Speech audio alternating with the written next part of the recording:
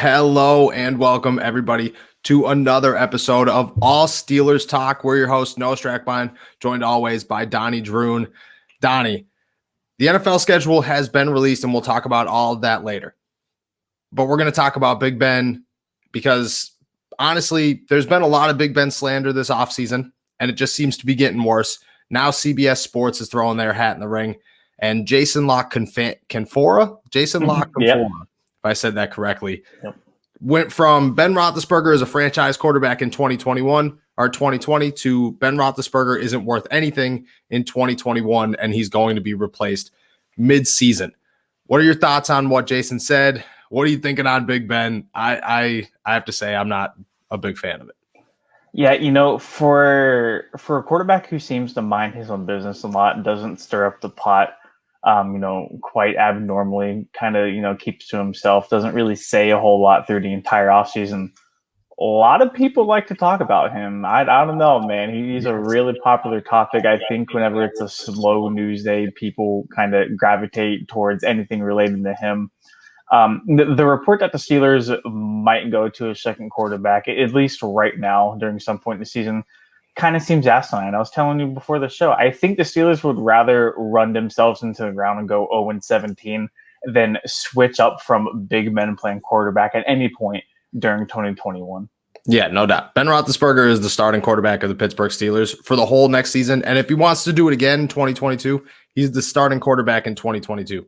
That's just what they've done. They've dedicated however long Big Ben has left in the tank to Big Ben. There's no change in that. To even say that, that's just to stir the pot. That's exactly what you said. He's just throwing it out there to get people aggravated. And at this point, it's working. You know what I mean? People are freaking out, but people are starting to believe maybe Ben Roethlisberger isn't a starting quarterback anymore.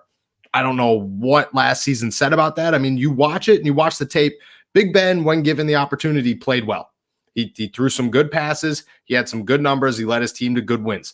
And then when Randy Fichtner took the reins and said, we're going to do these, and by these, I mean RPOs every single play, then you're looking at it and Ben's having a bad season. So you change that up. Matt Canada comes in here. Everything's different in 2021. And who's going to step in? Mason Rudolph, Dwayne Haskins? We throwing Josh Dobbs in there? I don't know who the backup quarterback is midseason. Yeah, I think if anybody, it's going to be Mason Rudolph, especially coming to that nice little contract extension that Rudolph did get a little bit earlier in the offseason. But no, I think when you look at it, I mean, he mentioned that Ben Roethlisberger is 38 years old. He's not as mobile as he was in, the prior, prime seasons we've seen him playing. And, all of that can be true, but at the same time, I do think Ben's team surrounding him did let him down a little bit. That's coming from a guy who criticized Ben a lot last year. I mean, his receivers dropped the most footballs out of anybody in the National Football League. Above all 31 other teams, they dropped the most. His offensive line still right now is not, very, very great. It's very average at best, depending on what you get out of Kendrick Green, if he does even start from day one. The running game was very non-existent last year. And I know a lot of people think it's a passing league, the running game and running backs don't matter, this and that. You still need a running back and you still need a solid running game to close out fourth quarter games when you need to. And that's exactly what the Steelers missed last year. That's exactly why the Steelers couldn't capitalize on their 11-0 start to begin with. So a lot of factors worked against Ben Roethlisberger last year. Did Ben get any younger? No, not at all. And, that does worry me a little bit heading into 2021. But honestly, man, I think if everybody else around him picks up his slack, he'll be fine. No, yeah, Ben's totally okay as long as the Pittsburgh Steelers are better as a whole. It looks like the running game's here. I mean, I trust Najee Harris 10 times more than I trust number 6, James Conner, which is the ugliest number in football. I don't understand why that was a thing. And I trust that guys like Deontay Johnson and Chase Claypool are going to have better years than they did last year. I mean, both of them played well, but neither of them were Pro Bowlers, and Deontay Johnson had major drop issues. So I trust that Johnson's coming back and he's going to drop less balls. Chase Claypool is going to fight harder during those tough passes because last year was just, throw the flag. If you didn't throw the flag, it was a wasted play. Mm-hmm. I don't know how much Ben has left in the tank. You know what I mean? Like, I don't know if the Steelers are a Super Bowl team with Ben Roethlisberger behind the wheel because Ben is 39 years old. And he's a dude who, as we acknowledge time and time again, should have retired when he was like 32 because he gets beat up more than anybody else in football. So is he going to take them to a Super Bowl? I don't know. But if his team around him is better, offensive line included, which, I'm kind of a fan with the offensive line right now, then the Steelers as a whole, they could figure it out. You know what I'm saying? You got a guy like Ben Roethlisberger in there and an offensive coordinator who actually cares and who's actually going to make changes, then you could do what you need to do with a guy like Ben Roethlisberger. So what are the expectations of the Pittsburgh Steelers outside of whatever Lock Kinfora was saying? The Steelers aren't going to change quarterbacks midseason. That's not going to happen. But when you look at Pittsburgh, when you look at Ben Roethlisberger, what do you really expect for the Steelers in 2021? Yeah, so that's a tough question, especially with their, two big division rivals, Baltimore and Cleveland, almost either staying at the same level or getting better than they did last year. It's not necessarily a good sign for the Steelers.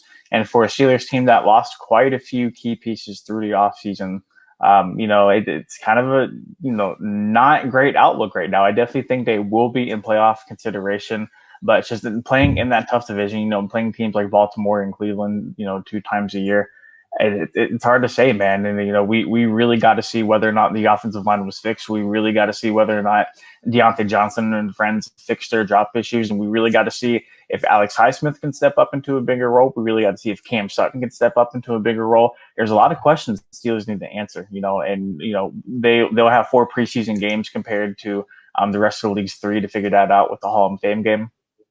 But still, a lot of unknown.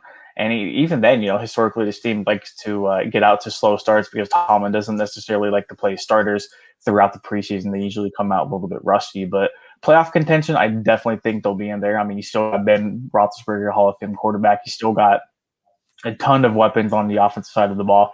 It's whether or not they actually come through for them whenever the game's on the line. Shit matters most. So when it comes down to if they're top tier, if the NFL or the Steelers play where Cam Sutton, Alex Highsmith, Kendrick Green, or BJ Finney or whoever, Najee Harris, Ben Roethlisberger play to their top potential, where do the Steelers go? If they play to their worst potential, where do the Steelers go? I'll tell you right now, if they play to the worst potential, they won't be in the playoffs because they'll be finishing 3rd in the division. And, that's 3rd in the division could still land you a playoff spot.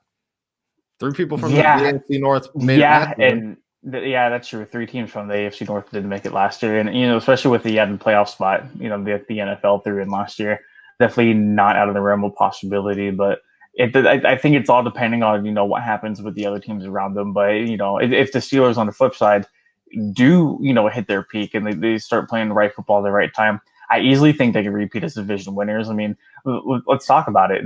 Although the Steelers did start 11-0, they didn't look that phenomenal down the stretch of the season. They still walked away as AFC North, defending champions, and they're still AFC North champions heading to the season. They'll have 17 games until anybody else can say otherwise. So I think until then, it's kind of a prove them wrong kind of thing. Whenever it comes to taking the crown of the division. I mean, I know I talked a little bit about Baltimore, a few minutes ago, but let's be real, they lost a lot of pieces on the defensive side of the ball. And sure, they got Al Villanueva at, right tackle now, which everybody now in Baltimore seems to be a great big fan of magically. They love Al Villanueva. Everybody in Baltimore loves Big Al, and he's here for it. TJ Watt, Big Al, twice a year, T-shirts. Let's make them. Oh, yeah. Yeah, print the shirts, baby. But no, I think Baltimore has their own questions to answer, much like the Steelers do. And I think Cleveland does as well. Can you recreate that magic all over in one season again? We haven't seen consistency from the Browns at all in the last, 2 decades. So, what was last season? Yeah, the Browns. And that's where that's the problem with the AFC North is that, like you said, there's no consistency. But if we're scared of anybody right now, I'm going to say Cleveland's a bigger threat to the Pittsburgh Steelers than Baltimore. Baltimore has a lot of questions. I don't necessarily know if they got better. I think Cleveland got better. Cleveland's going to get some guys back from injury. They signed John Johnson, which was huge. They signed Troy Hill, which is huge, or Troy Brown, which is huge. And if they can keep Jadeveon Clowney healthy. Jadeveon Clowney can play. I mean, him and Myles Garrett are terrifying on the outside. I mean, the Cleveland Browns did well enough where you look at them and go, they could be pretty good if they could keep it up from last season. I don't see Baker Mayfield getting any worse. So, worst case scenario, he's a pretty good quarterback. Baltimore, I don't know. I don't trust Baltimore. I think Baltimore could come in here and have an 8-8 season and nobody would really be surprised. You know what I mean? They have a lot of questions. They got rid of a lot of pieces just like the Steelers. But the difference is I don't know if Baltimore had the depth that Pittsburgh had coming into the offseason to make it work. I don't really know where these pieces fell. You know what I mean? Yeah, I'm definitely a lot more confident in Cleveland's chances of winning the division as opposed to a team like Baltimore. And I think it's weird because we all saw Lamar come to the league, and don't get me wrong, he's a very, very exciting player for the position that he plays. But I think we're still waiting for Lamar to hit that next level as a passer, whereas Baker Mayfield, a lot of people in Cleveland think he's already hit that mark. So with Cleveland, it's more of a, hey, like, can you do this again? Can you capture lightning in the bottle for another season? Because everything appeared to go Cleveland's way. In 2020. And like you said, they only got better in the offseason. They finally have a competent front office, which is not a good sign for people in Pittsburgh. No. And then you look at Baltimore and it's like, okay, well, Lamar, we know you can run, but, let's see you get better as a passer. And I know people are going to throw he leads the league with like 70, passing touchdowns and this and that. But when you watch it, when you watch game to game, he is wildly inconsistent with the way he passes the ball, and he still hasn't, hit that next tier. And until he does, the Ravens won't be close to getting to a Super Bowl. Not as long as Patrick Mahomes, Josh Allen, and an up-and-coming Baker Mayfield are still in the ranks. And I mean, let's talk about it. The Steelers swept the Ravens, last year. Everybody thought the Ravens were Super Bowl contenders, and the Steelers swept them last year. Yep. Marlon Humphrey went on a podcast yesterday and said that while the stadiums were empty, he could hear Ben Roethlisberger literally telling players what routes to run, and they still lost to them. And they still lost the game. Talk about it, yeah. And they're only gonna, and that's the thing. The Steelers are only getting better. People are talking about, oh well, everybody else is going to get better. The Pittsburgh Steelers are going to get better. Matt Canada is going to be a better offensive coordinator than Randy Fichtner is. I don't care if he's got NFL experience or not. Ben Roethlisberger, if he's got the game in his hands and a stadium where you can actually control a game without the defense knowing what you're calling, he's going to be a better quarterback. This team's going to be fine. You know what I mean? And the Baltimore Ravens, like you said, they lost twice to the Pittsburgh Steelers in games that should have went the other way. The Pittsburgh Steelers were not built to do what they did last season, and yet they did it. Nobody expected it to happen. You know what I mean? Nobody looked at Pittsburgh as a team that was going 11-0. Did they look at a team that was going 12-3? Yeah, maybe, but not the way that it happened. So I don't know. I'm a guy who people are a lot harsher on the Pittsburgh Steelers than need be. Definitely, yeah, and I think it's a matter of time, man. If we go into 2021 and Deontay Johnson is still dropping balls, Chase Claypool is still looking for flags, the offensive line is still bad, then we can talk next year. We'll see what's actually about it. But for all the other teams in the AFC North that are getting the benefit of the doubt, Pittsburgh kind of seems to be lost in that equation. Exactly. But we'll see. Every team has questions to answer. No team in the AFC North won the Super Bowl. No team in the AFC North made it to an AFC championship game. So, until that actually happens, I feel like every team has to go out and prove themselves again in 2021. Yeah. And you look at the Pittsburgh Steelers, I mean, not just stress on Matt Canada, but to stress on Matt Canada. The Pittsburgh Steelers had a lot of depth to lose guys like Mike Hilton and Bud Dupree, and the season before that, Javon Hargrave, guys like that. They walked away and it was rough, but it's not a major blow. Nobody that left is a major blow to the Pittsburgh Steelers. And then they did the same thing with their coaching staff. They got rid of a bunch of guys and brought in a bunch of new guys that have experience. And then they let their inexperienced coaches that were working behind these big guys step into bigger roles, which should be fine. I mean, they already know the team and they're here to change things. I trust guys like Adrian Clem probably as much as I trust anybody else right now. And that's going to go a long way in how good the Pittsburgh Steelers do in 2021, which starts in Buffalo. We know that the Pittsburgh Steelers are headed to Buffalo for week 1 of the NFL season. Before we bring on around the 412 guys, Zachary Smith and Tyler Weeks, we got to talk about how the Pittsburgh Steelers are expected in Vegas to go 0-1. They're 6.5-point underdogs to the Bills. What are your thoughts on the game? What are your thoughts on them being 6.5-point underdogs? Yeah, not a terribly big fan of going on the road to Buffalo to start the season out, especially with how the Bills looked last year, and it looks like they kind of kept that core nucleus heading into 2021 again. I've been very hard on Josh Allen through the early stages of his career, but last year he shut every hater up, including me. He played phenomenal. So I think if that run continues, and I think if he only got better through the offseason, granted, the Steelers do have the best defense in the league. And whenever they did play the Bills last year, I feel like defensively they held their own, Oh yeah. against the Bills. It's kind of the offense that didn't exactly show up for that game. Mhm. I think it'll be another good game. I do definitely see, the Bills escaping with a victory, whether or not that's 7 points or more. I'm not exactly sure. I think week one, like I was saying a little bit earlier, Steelers love to get out to a slow start to the season. They always look just a little offbeat with each other in that first game or two. So Mhm. going on the road to Buffalo doesn't exactly help that, in my opinion. No, it definitely does not. And I mean, the Bills are, in my opinion, the Bills are my favorite to go to the Super Bowl in the AFC right now. You could say the Chiefs, obviously, but outside of that, I don't see anybody that's close. And to go into Buffalo, a team that's going to be determined, that beat the Steelers. I mean, you could say they had their battles, but it was a pretty easy victory by Buffalo, and are going to come in here looking to defend their AFC East title, which is now harder because Miami's definitely better and New England got better as well. The Jets are the Jets, and they're going to host the Steelers, who, like you said, have a lot of question marks, always have a little bit of rust coming into the season. And if they don't start off good, I could see them not getting good at any point throughout the game, because that's who the Pittsburgh Steelers are from weeks 1 to weeks 3. And then for any team that's below 500 the rest of the season. But do I think they're going to lose by a touchdown? I don't know. I think that all depends on how they walk in there. I think that depends on if Ben Roethlisberger starts the season off the way he did last season, or if it's another year where the Steelers take a little while. You know what I mean? It depends on if Najee Harris is any factor for the first 8 weeks of the season. Those are big, giant question marks. But I would say that the Steelers going 0-1 wouldn't scare me that much, because I don't know if I expect Buffalo to be a team that I think the Steelers could win at this point. Yeah, especially with the 17 game schedule, 0-1 isn't exactly as scary as it used to be. No, Granted, I think the Ravens play the Raiders the they first do. week of the season, so you can kind of expect them to walk away with a W. I'm pretty sure the Browns play. I think the Bengals lose no matter who they play. They're going to be terrible next year. I believe the Browns play the Chiefs. I think you're right. I'm almost positive the Browns play the Chiefs.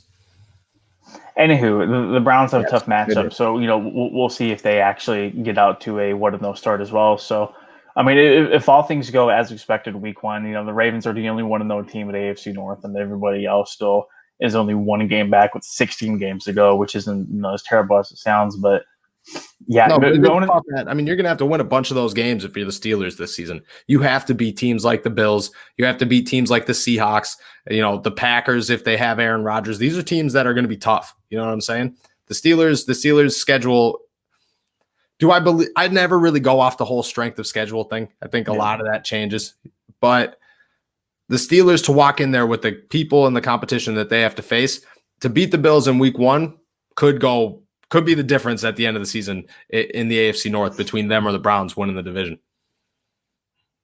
No, absolutely, but you have to think at the same time. One game, at least in the beginning of the season, isn't going to determine the season. If the Steelers go 0-1, it's not the end of the Steelers wanting to make a playoff run for Big Ben's. Hopefully last year. I don't think that's the end all be all. Would it be great to start 1-0, especially going into Buffalo, walking out with a W? Absolutely. I don't think Mike Tomlin is walking into New Era Field, or whatever the blue cheese people call it up there, and expecting a loss. I mean, it's definitely not his style of coaching, and it's definitely not what the Steelers are all about. But No. but I think right now Buffalo is, I'll say, a more talented team than the Steelers. I would definitely expect them, at least on the neutral field, to beat the Steelers probably like 6 out of 10 times.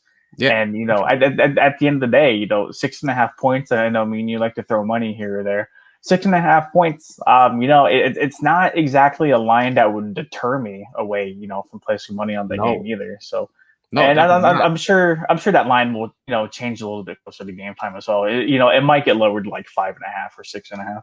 It could get lowered. I mean, I don't know. I'd take if I would bet that the Bills beat the Steelers by a touchdown in week 1 on the road, I'd feel pretty good about it. And that sucks for the Steelers, but it's true. The Steelers over under, which is another, we want to toss this in there as well, I believe is 9.5 right now, or 8.5, I believe. Yep. 8.5 games on the season. I just said how there's a lot of teams out there that the Steelers have to go through.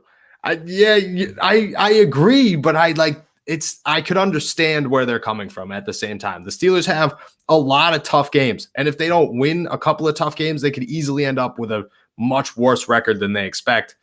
At the same time, if I'm going to put money on it, I'm definitely going with the over, because there's no way the Steelers are only winning 9 games or 8 games this season.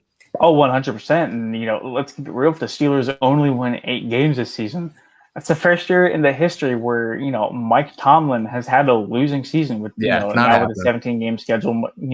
Steelers would then go 8-9 on the season, which is very weird to say out loud, and I'm not a fan of the whole 17-week season. But yeah, man, I know there's a lot of tough games ahead for the Steelers, but those are games, like you said, that you got to win. Those are games that they won last year whenever they went 11-0. It's just, playing teams like Baltimore, Seattle, Denver, who they barely scraped by, the Titans, whenever they went on the road and, did that. Good teams win those close ball games. The Steelers were able to do it for a big portion of 2020. And, with a lot of the same, key core players returning in 2021, will they be able to do that again? That's the thing. But at the beginning of the season, James Conner was a major contributor in icing those games late, and he was nowhere to be found at the end of the season. That a lot of that changes with Najee Harris. You know what I mean? Yeah. That whole dynamic of having to throw the ball on 4th and whatever to Anthony McFarland could totally go out the door with a guy like Najee, who could do those things and hopefully catch a ball without being active for 2 games, which again goes back to Randy Fichtner. What I will say, though, I know we like to make fun of the fans who, first drive of the season, they go 3 and out. It's like, oh, here we go. Another Mike Tomlin coach game, this and that. If the Steelers roll out Benny Snell or Anthony McFarland on the first play of the game instead of Najee Harris, there's no way. There's no way that could happen. There's no way that could happen. Don't put it past Pittsburgh Steelers love. No, you can look past it. It would be different if it was a wide receiver or an offensive lineman or even a defender. I could definitely see that. But it's not like they're coming in here competing with a veteran. They're competing with Najee Harris is competing with Benny Snell Jr. and Anthony McFarland, and hopefully not. But as of right now, Jalen Samuels. There's no or Kalen Balazs. Yeah. There's no way that the Steelers walk into week 1 and say, Najee, you're going to take the 3rd rep of the game because we're going to ease you into this.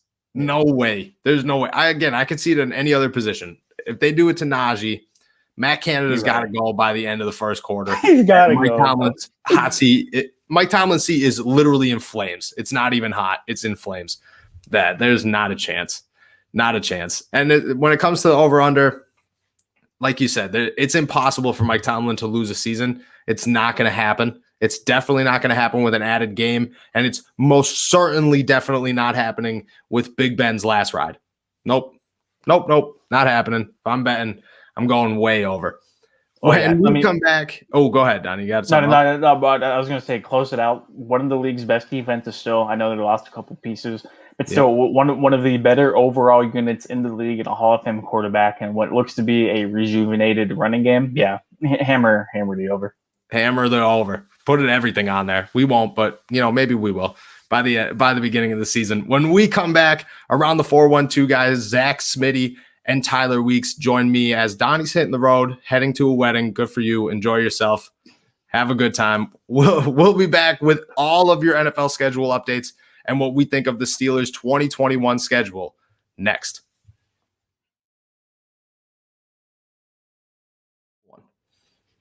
Well, Donnie left us. He's on his way to the wedding. He's going to have a great time in Florida. Good for him. But we're joined here with Around the 412, Zachary, Smitty, and Tyler Weeks. Guys, the NFL schedule is here. The Pittsburgh Steelers schedule is here. We're excited. Everybody's thrilled. But they have the hardest schedule in the NFL, and they open it up in Buffalo against the Bills. What are you thinking about the schedule? Well, here's what I'll say about it before we talk about the schedule. If you were following around the 412, you knew 11 of the games 5 hours ago. So that is true. That is true. Around the 412 had the leak. I got it sent to me about 20 minutes beforehand, like the whole 17 games, and I was like, this doesn't add up. I don't know what to trust. That's why I kept it to myself. I was like, you know what? If it doesn't match around the 412, we don't know if it's certain. Yeah, facts. All right, but anyway, to just give, we want to, I guess, break this down a little bit more, but looking at it, I mean, I know you and Donnie touched on the Buffalo game. That is a tough place to open up, but what I will say is, with as brutal as the Steelers schedule is top to bottom, let's get one of those brutal game, like really brutal games out of the way right off the bat, because at least Buffalo, similar to Pittsburgh, won't be at like their peak. They won't be gelling yet, you would think. So, catch them early. Maybe Josh Allen's not in a rhythm yet. Maybe that team isn't, the peak Buffalo Bills that they're going to be, or you would think that they're going to be. Like, we view that team as one of the top contenders in the AFC, or at least I do. So, at least we're catching them early. At the same time, the Steelers are pretty known to come into a season with some rust. So it's hard to say that, we're going to catch them off guard, even though the Steelers are probably going to play bad. Absolutely. That's what I'm saying it for both teams. So, even though that is the case with Buffalo, I definitely agree. Like, that's why I was looking at last year's schedule, and I was like, oh, thank God we open up against the Giants. Like, Ben's coming off this elbow injury. Like, at least it's a team that you feel like you can take advantage of if you aren't at your best. This year, that's not the case, because Buffalo is going to be a very good team. It's just, I would rather play them at the beginning of the season as opposed to the middle or end of the season, where I feel like you're getting the best version of the Buffalo Bills. Yeah. Instead, they play the Kansas City Chiefs at the end of the season. And get the best version of the Kansas City Chiefs. Tyler, how detrimental is it to the Steelers if they lose week 1 against the Bills? Honestly, I don't think it's that big of a deal. Just because that's a game. If you're looking at the schedule and you're pointing out, okay, what games are we going to lose? That's obviously one that I think I would pick right away. Like, they have a high probability of losing that game. So and like Smitty was saying, a lot of rust going into the year. Got to figure out the offense still, get it clicking, figure out what happened towards the end of last year and fix it and move into this year. So I don't think it's going to ruin their season by any means if they lose to the Bills week 1, bounce back the following week with the Raiders. But what I love about the schedule, and believe me, I hate how hard it is, but I love how many fun matchups I feel like there are. Like, we get to see like the Seahawks and the Packers, and of course we get the hard matchups with like the Chiefs and everything, but we got to get to see a lot of fun teams, and we get to see a lot of fun quarterbacks as well. I mean, just looking at some of the quarterbacks they play: Josh Allen, Joe Burrow twice, Aaron Rodgers, Russell Wilson, Justin Herbert, Lamar Jackson twice, Patrick Mahomes. I mean, there's a full slate of like top end quarterbacks that in the NFL that the Steelers get to see this year. Including Rodgers week 4 or 5, though. I was going to say, we could see Aaron Rodgers maybe once. We can see him twice if we're lucky enough. Aaron Rodgers could be Imagine that. Green Bay, back again in Denver. That's 2. At that point, he's beating the Steelers. If he's in Denver for the second week, he's beating the Steelers. What about Justin Fields? Week 9, Sunday Night Football or Monday Night Football in Heinz Field. At that point, you got to expect Andy Dalton to be pretty much close to done. Do you think Justin Fields can make his debut in week 9 at Heinz Field on Monday night? I actually think he ends up winning the job to start the season. Okay. But what I will say about this is that makes like that matchup was not like I always liked when the teams that only come every 8 years come to Heinz Field. Like, so it was intriguing to me anyway. But that matchup now adds intrigue for like the casual fans. A guy like Justin Fields' presence now being part of that game. So I do think, like Tyler just mentioned, all the quarterbacks that we're getting to see the Steelers face this year. And I think that now that he is in Chicago, he just adds to that. So I don't think he makes his debut, because I think he makes his debut in week 1 for Chicago. But I do think that makes it a game that like you can kind of like circle now, as this is kind of one of the more intriguing matchups because of his presence. Yeah, I agree. I think that Justin Fields, I mean, me and Tyler get into it all the time, that Justin Fields, he's good. He's a great quarterback. He's obviously better than Andy Dalton. I think it would make sense if they went the Patrick Mahomes route, Alex Smith route, but I don't think that Andy Dalton's nearly as good as Alex Smith was, at that time. You looked at Alex Smith and you're like, he's a guy who could have won the Super Bowl on his own, maybe. Is Justin Fields that, or is Andy Dalton the guy? They might What go I would with like say- a Tyrod Taylor route with the Browns whenever Baker was a rookie. I mean, Baker started in week 6 or so? Yeah, that's what I'm Now, thinking. Unless here's what I would say to that, though, is I think it's a little bit different situation because the coach and GM we know are on the hot seat in Chicago. Like, that's why they make this move to go and get Justin Fields. So it's not like they're going to sit him to let him wait a year just for the new coaching staff and GM to be the guy that he steps in for. Yeah, so I think that it was a move like this guy's playing day one for us, and I think that's the way it plays out. I would agree. I think that if it makes sense and the Bears are trying to win, which they're built to win outside of quarterback, then Justin Fields is your guy week 1. I mean, Andy Dalton's not going to take you to a Super Bowl.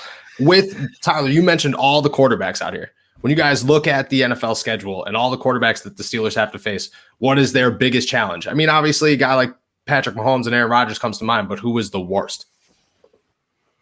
And by worst, I mean toughest challenge. The worst matchup specifically for them? For them, I would actually say Mahomes and Josh Allen before Rodgers, just because I know Rodgers is mobile, but I don't think he's to that same level as Mahomes or Josh Allen and Lamar Jackson as well. Like, I know that they've controlled Lamar Jackson in the past, but anybody that's mobile, I think, and we're going to find out, like, I know that they've lost some pieces on defense, the Steelers have. Is that going to affect how good that they have been at containing guys with that mobility? Because we know, like, Bud Dupree, for, you know, all the crap that he got prior to the last couple of seasons, like, he's always been good at setting the edge, at least in containing the running game, whether that be from the quarterback or the running back. Like, does Alex Highsmith take that next step to be able to do that as well? And we've also had very good tackling corners, like Mike Hilton in the slot. Steven Nelson was a willing tackler. Joe Hayden, who we still have on the roster, is one of the best tackling corners in the league. Mm-hmm. But, like, these guys, with what we've lost on defense, do we lose a step there as well in being able to contain these mobile quarterbacks?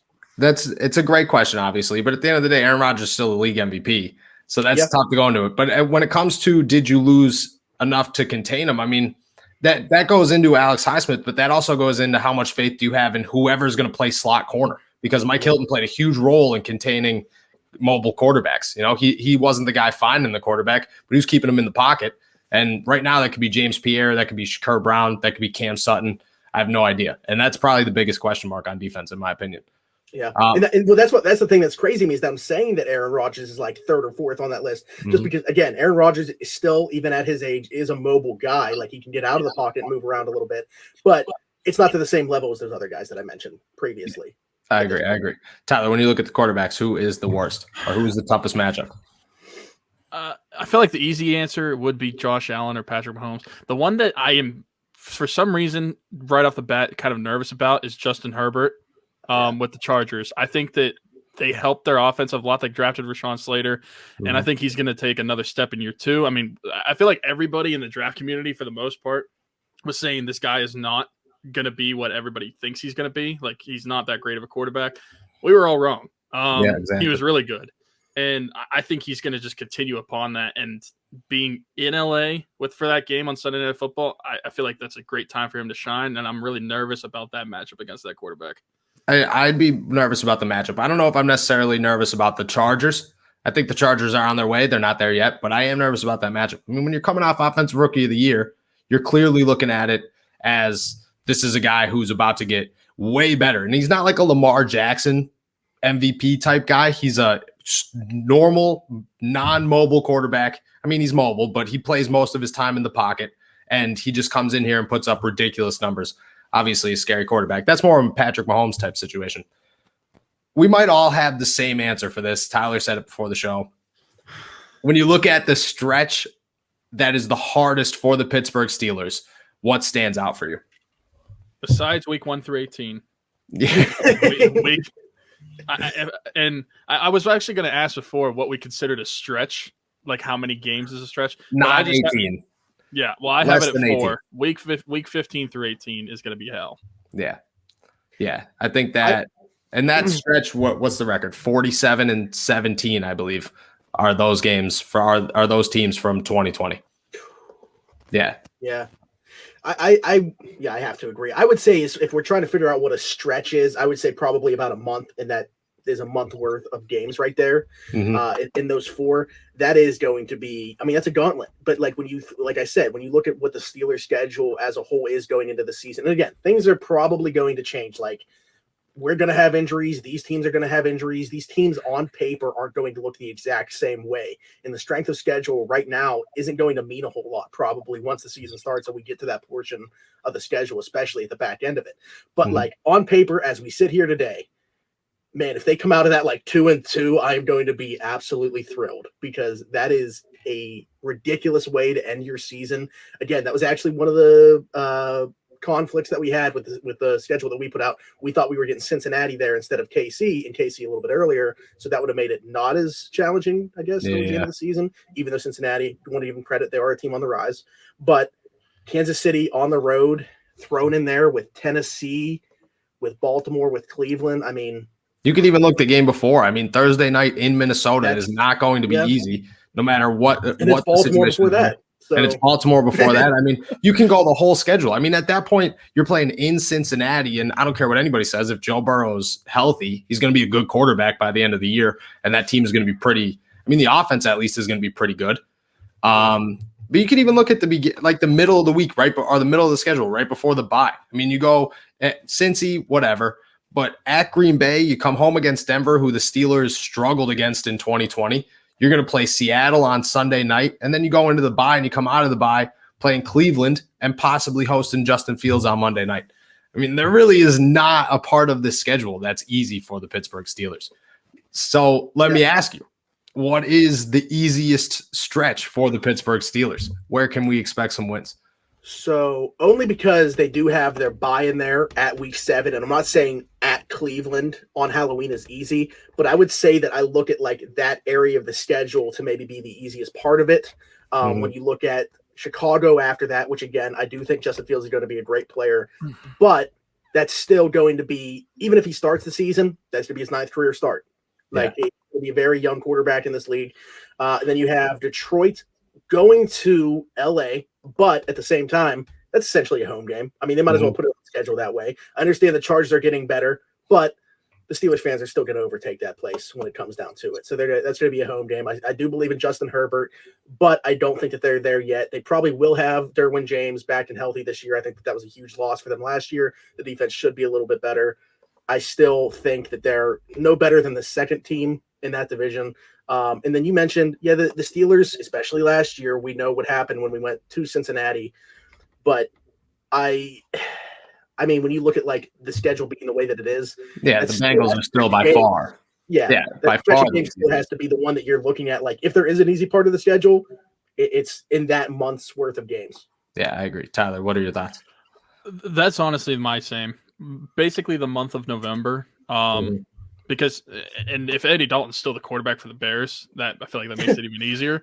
So hopefully that's the case. And then you got the Lions, Chargers, and Bengals. I feel like that has to be the easiest stretch. The other one that I was kind of debating was looking at the Raiders, Bengals, Packers, Broncos, but the Packers in there, that's kind of like the outlier of the other games. But I think the other 3 you can look at as, okay, those are going to be favored for the Steelers. Yeah, I agree. Let's say, before Noah chimes in here, I just want to say that Rodgers does get traded, and even though the favorite would be Denver, like I don't know where he would go if it's not there, but say he were to get traded and it's not Denver, who we play the following week after Green Bay, then that would change to probably be my easiest stretch of the schedule. Yeah, no doubt. At that point, you're playing Blake Bortles, maybe Jordan Love if you're lucky.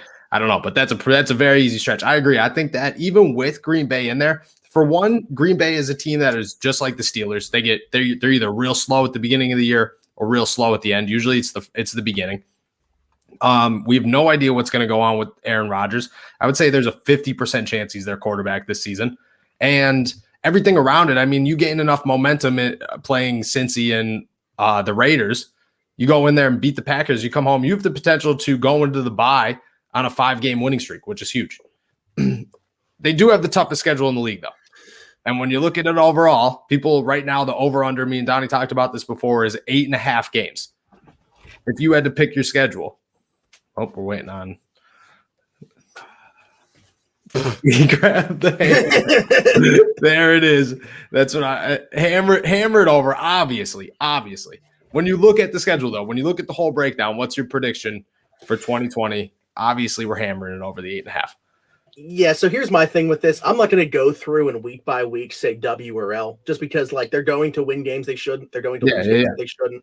And what it's going to equal out to is, for me, I'm going to say 10-7.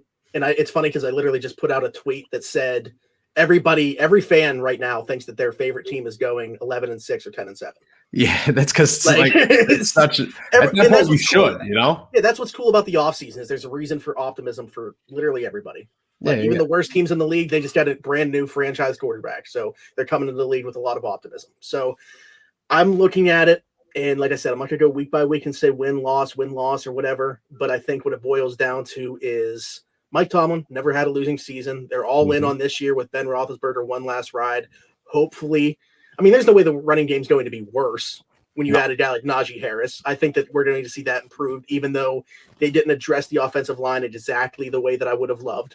I do think that the offense is going to be better, and I don't think the defense takes a huge step back, if at all. I just think, like, if they had last year's schedule again this year, I'd have them like the same spot that they went last year. It's just with as tough as the schedule is, I would probably have them at 10-7 right now. 10-7 is a good mark. I wish that I could switch it up and have it a little different, but honestly 10-7 is where I'm at too. I didn't go through like you said and just like okay WL, but I'm just looking at the games where it's like, okay, do I think it's a toss up? Do I think it's more towards the opponent or more towards us? And it's about 10-7, 11-6 if I'm being generous, but 10-7 I feel like is safe. And just to go off what you were saying, Smitty, is like the offense. We don't even know what Matt Canada's offense is going to look like with the Steelers this year because he has full control. Yeah. And with the addition of Najee Harris and all the wide receivers he has, I think the only question mark is how is he going to use Ben, because he's not the traditional quarterback that Matt Canada has liked to have in his offense. He's 39-year-old quarterback now, or going to be 39. 39. So, he just turned 39 a couple days ago. I think he's 80. Yeah. He might be 80. So we'll see how that goes. But, I mean, it's very optimistic looking forward. I'm definitely in a way better mood about the Steelers' offense and just the season in general than I was come mid-January. I agree. I think that is as hard as it looks. The Steelers, I mean, just looking at the schedule, Green Bay and Buffalo, and maybe Seattle, but I'm not too high on Seattle, are pretty big toss-ups, could easily be losses. But the Pittsburgh Steelers could very realistically start 10-1 if they could either pull off a win in Buffalo or Green Bay, and then could easily lose the last 6 games of their season. Easily. That's how difficult this schedule is. I wouldn't question it. No, you wouldn't. Like at that point, it wouldn't be the same as last year where you lose all those games at the end of the season. No, exactly. I mean, looking at the schedule, if they lost 5 in a row, it's like, okay, that makes sense. Yeah, exactly. The end of the season is that difficult where you could look at it and go, the Pittsburgh Steelers should probably start with at least eight wins before they have 3 losses. And then they could very much fall to a wild card spot in the last 6 weeks, which is fine. I mean, if they do that, that's okay. They didn't win the hardest part of their schedule, but it's the hardest part of their schedule. Hey, the biggest thing to me, if that were to happen, at least be competitive in the games. Be like the opposite of last year, because last year they were not even competitive in the games that they were losing. So if they're competitive, but they're losing to teams like Cincy, Baltimore, or not Cincy, geez, do not lose to Cincy, Kansas City, Baltimore, Cleveland, even, like I'll be okay with that. Yeah, I agree. So before I let you guys go, obviously, thank you again for jumping on. Do you have any final thoughts on the Steelers schedule as we send it off here? Not necessarily on the schedule, but I do have a hot take kind of regarding the Steelers. Oh, this is what we're here for. I think it would be more detrimental to the season if a guy like Joe Hayden, Cam Sutton, or say in the cornerback room, or when you talk about the edge guys, if you lose one of them, like Watt or Highsmith, I think it would be more detrimental if one of those guys went down for an extended period of time than if Ben did. Really? Okay, so let me bring something in. So CBS Sports today said that the Steelers could possibly go with a new quarterback midseason. They gave Ben no love. It was which made no sense. But if Ben does go down midseason, Mason Rudolph or Dwayne Haskins walks in, it's probably going to be Mason Rudolph. Mm-hmm. Are the Steelers still a Super Bowl team? Like, is that still a thing? But are they a Super Bowl team with Ben? No. If you want me to be completely open, I don't think they're a Super Bowl team right now. But no, that's just my personal opinion. Were they a Super Bowl team at 11-0 last season? No. No. See, I like that Yeah. answer because I feel they're the same team. But go ahead, explain. I don't view them the same way as last year, honestly. And I think it's more so like I think that they're fine with the starters, but that's why I say about the corners and edge spots, especially, is the lack of depth. Yeah. I don't view the depth the same way that I did as last year, and I think that's why I'm where I'm at with this team. Where I think that they're for sure, a playoff caliber team. Mm-hmm. But honestly, like again, Ben is an upgrade at quarterback, obviously, but I do think that like even if Mason Rudolph were to have to step in, like they could stay above water with him at quarterback. Yeah. I don't You're telling think me that you they don't put could. that with I don't Justin think that Lane? they could if you see one of those guys at corner or edge go down. And even like if Highsmith went down and we see Quincy Roche, like, and I love Quincy Roche, I think he was a steal in the 6th round. Mm-hmm. That's a huge question mark though. That's what I was going to say. Confidently say. Roche is a guy. I have way more faith in Roche than I do Justin Lane or James Pierre or any of the other undrafted guys. But I don't think he's a starter, but I didn't think Alex Highsmith was a starter last season. You know what I mean? You need that year to develop. It's true. That is you're not wrong, obviously, but I think that goes pretty much everywhere on the defense. Anybody goes down except for inside linebacker, you're pretty screwed. There's no depth at all on defense, which could be, like you said, detrimental. Tyler, now you need a hot take. We can't just go on. Well, We need a hot take. I mean, here's what I'll say. Like, just comparing it to the 11-0 team last year, did I think they were a playoff team? Yeah, but Super Bowl contender, not really. And I don't really think the team has changed in that sense. And I think that they have to go out and show me that they've changed, because when I compare them to the teams like Buffalo or Kansas City, it's hard to say, but like even comparing them to Cleveland on paper, it seems like you could make an argument that Cleveland's the better team going into the season. So I feel like I need the Steelers to go out and show me that they're a different team in order for me to consider them a Super Bowl contender, because right now I can't say they are. So I definitely think the Cleveland Browns are better than the Steelers. On paper, on the field, I definitely think the Browns are better than the Steelers right now. But I think the Browns are the best team in the AFC North by like a pretty good distance. That's what I was going to say. Is I think that Cleveland could take a step up, but I also think Baltimore could take a step back. Oh yeah, Baltimore's got so many question marks. I mean, you look at that team and you say they lost a bunch and they replaced a bunch, but they replaced it with guys like Al Villanueva. It's not, you're not taking steps forward. I think I wouldn't be surprised if the Ravens went 9-8 this season and didn't make the playoffs, and people were shocked about it, but it wouldn't surprise me at all. When it comes to the Steelers, I mean, what do you need to see? What shows you that they're a Super Bowl team? Being dominant, because last year, I mean, a lot of people said that they were the worst 11-0 team. I thought that was a bit of a stretch, but when you look back at it, they weren't necessarily dominant in a lot of the games that they should have been. And yeah, winning is winning, but when you being called a Super Bowl contender, and I start to compare them to teams like Kansas City and Buffalo based off of the resumes that they had last year, they just didn't stack up. I could just use the eye test. Those two teams were clearly the better teams when you compare them to the Steelers, and I feel like that's the same case going into this year. I would agree. I mean, for me, the easy thing to say is health, and that's what it is, because like I said, I like what we have pretty much at every spot when it comes to the starter at those spots, but there's a clear lack of depth, in my opinion, at some of these positions. But how is Ben going to run Matt Canada's system? And that's what I would say is the one thing that once that gets answered, I'll feel a lot better about this team. I think you want a hot take? Yeah. Najee Harris, 1,500 total yards from scrimmage. Is that a hot take? Like, is that I think a it hot is. take? Like, Najee Harris. The Steelers' run game sucked. I don't care how good Najee Harris. Yeah, but it sucked, and James Conner ran for 750 yards. I mean, Najee Harris is at least 900 yards on a bad offensive line. And then you're going to say he's going to catch 500 yards? Yeah, easy. He's a self-proclaimed wide receiver. Najee Harris is going to be used if we're looking and comparing him to Le'Veon Bell, which I think that he's better than Le'Veon Bell, then you have to think that they're going to use him out of the backfield a lot. And by that, I mean like catching the ball out of the backfield a lot. And to rack up 600 yards, I mean, James Conner, I don't know what his numbers were, but he had to be close to 300 or 400 yards receiving last season. I don't know. I think Najee hitting 15, that's an easy one. I would say like Najee Harris competes for the Rookie of the Year, maybe. I think that's a bit of a stretch, but maybe 1,500 yards though.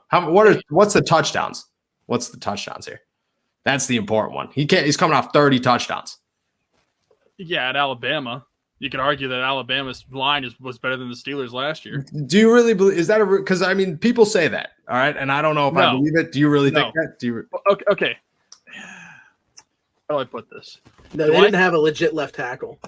Do I think that overall the Alabama's offensive line was better than the Steelers? Probably not. But do I think that they had players on their offensive line that are far better than this that were on the Steelers' offensive line? Absolutely. Oh yeah. So you combine the two in the middle. How many touchdowns is Najee good for? Not 30. Not 30. I'm saying if I had to guess, I'd say he's probably good for 8 rushing touchdowns and maybe 4 or 5 receiving touchdowns. That's the thing too. Like I know So he's I'm looking going to at be a big deal in the pass game, but you got like 4 or 5 receivers that you got to throw to too, and you've added Pat Fairmouth, Eric Ebron. There's a lot of ball to go around. It's a lot of ball to go around. But I mean, guys like James Washington is pretty much a non-factor. If he catches 1 ball a game, I'd be shocked. Ray McLeod's pretty much the same thing. Deontay Johnson will get his. Juju Smith-Schuster will get his. Chase Claypool at least get an opportunity or 2 throughout the game. Eric Ebron, I care less about. You're going to use Najee before you use guys like Eric Ebron and probably Chase Claypool. I'm just looking up rookie seasons for running backs. Okay. There's 13 all time that have eclipsed 1,600 yards. Okay. See, these are the stats that we need. Now that the reason that it's 1,600 is because this is listing Ezekiel Elliott's 2016 rookie season as like the best rookie season all time at the position. Gotcha. Or since 2000. I'm sorry. So does he? What are the chances? There we go. There's the question. What are the chances that he eclipsed that number? 4 of those were top 10 picks. Well, Najee's got top 10 talent. Yeah. No, and a couple of those were 6th round picks. So a couple of those were 6th round picks. Yeah. And he didn't win Offensive Rookie of the Year that year. Yeah. Dak Prescott, his teammate, won Rookie of the Year. No, I meant who was the 6th round pick? Yeah. Mike Anderson in 2000 and Alfred Morris 2012. Wow, Alfred Morris had 1,600 yards in a season, huh? He had Ezekiel Elliott 1,631 yards. He missed a game as well, so he played 15 games. All right, so what do we think that chances are that Najee breaks that? 1,600 total yards. Here's another thing. How quick is Ben getting the ball out? Because I feel like if Ben doesn't have to check down as much, then it might not go to Najee all the time. Like he might actually utilize his receivers better. He could, but at the same time, there was no opportunity to check down last season because, and not to like argue like, you know, that Najee might not be the main factor here, but the Steelers ran RPO after RPO after RPO. That's probably going to change, gives Ben more opportunity, and it allows Najee to do more things than just run out to the flat. You know what I'm saying? I get it. He's your little love child. I do love Najee, dude. I do love Najee. No, I love Najee too. I'm still ride or die. Don't draft a running back round 1, but that's neither here nor there. Very, very, very much same. I don't know. I think the hot take 1,500 yards. I'll give that one to you, Tyler. I don't. By the way, Connor had 215 yards receiving last year. That's 900 yards. He's only 600 short. Najee Harris 600 yards more. Let's talk about James Harrison. Is the offensive line 600 yards better? That's a good question, though. Is it? I don't know. I think it could be. I like the interior. I'm curious. I'm skeptical about the tackles. I'm also skeptical about the tackles, but I think that Chooks could work out totally okay at left tackle, and I have full faith in Zach Banner until proven otherwise.